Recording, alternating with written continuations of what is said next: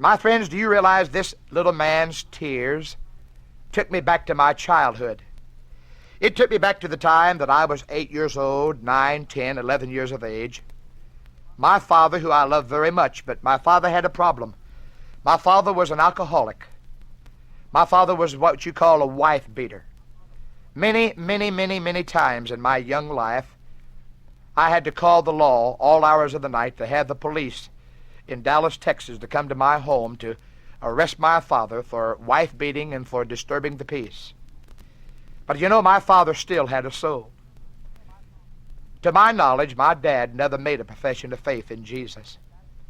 To my knowledge, not one Baptist preacher that I ever knew of or heard of ever came to our home to tell my dad or my mother or their son about Jesus.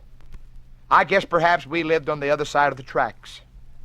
We were not the kind of people perhaps that many people would want in the fellowship of their churches. My daddy died lost, to my knowledge. He never made a profession of faith in Christ, never followed the Lord in baptism, never joined the church, never read his Bible, to my knowledge, never called out the name of God other than to use his name in vain.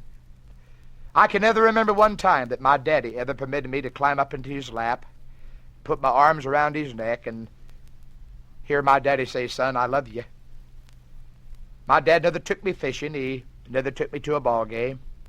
Always too busy with his own life. But yet I loved him. And I can hear my dad cry out each night as I travel around this country preaching revivals in many states of our 50. There's not a night that I can lay down that I cannot hear my daddy cry out, "Son, this place is real. Go and tell them, son, that hell is a reality.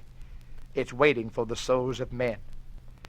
As I looked down into the eyes of that little barber, I realized for once in my life that here stood a stranger that cared about me. This man meant much to me. He made a tremendous impression upon my heart. No, I did not accept Christ that day, but oh, how this man of God got me to thinking about the life to come.